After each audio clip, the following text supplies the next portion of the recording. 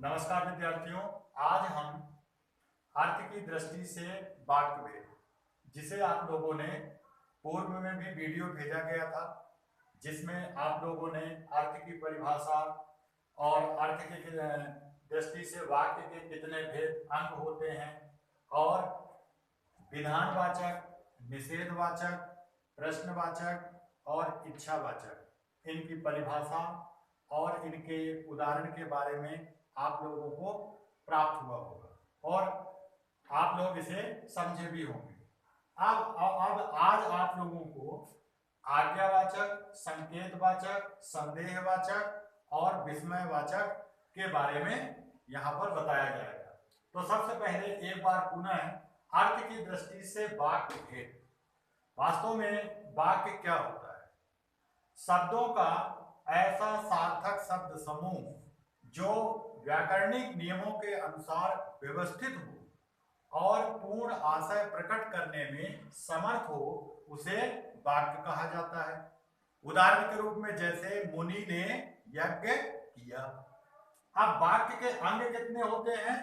दो, उद्देश्य और विधेय, जिसे आप लोगों ने पूर्व में भी पढ़ा होगा। उद्देश्य सबसे पहले जानेंगे कि वाक्य में जिस व्यक्ति और वस्तु के विषय में कहा जाए उसे उद्देश्य कहा जाता है। और विधेय क्या होता है?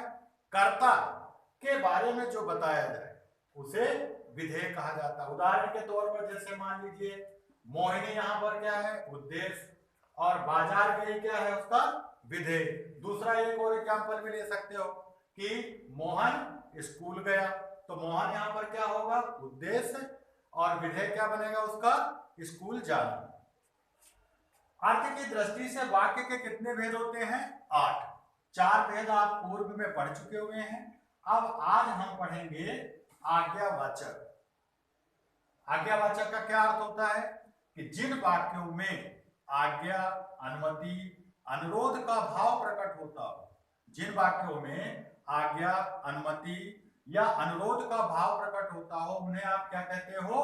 आज्ञावाचक वाक्य।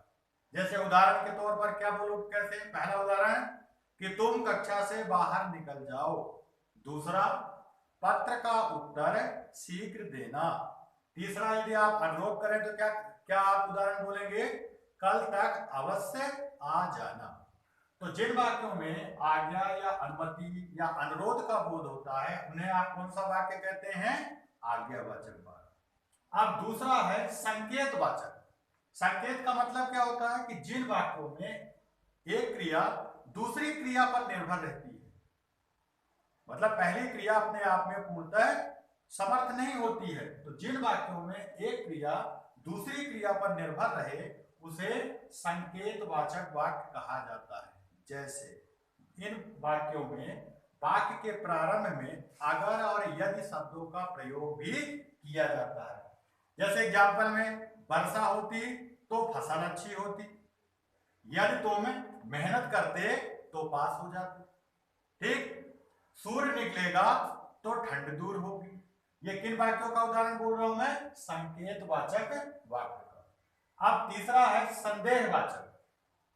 जिन वाक्यों में यानी कर्ता संदेह का भाव रखता हो और कोई भी वाक्य जो है वो पूर्ण अर्थ प्रकट ना करता हो, संदेह की स्थिति बनी रहती हो, और इन संदेहवाचक वाक्य के अंत में चुका होगी या चुकी होगी का प्रयोग किया जाता है, वहां पर संदेहवाचक वाक्य होता है। जैसे मान लीजिए शायद मैं पास हो जाऊं, तो वाक्य के प्रारंभ में क्या जुड़ा हुआ है? शायद मैं पास हो जाऊं।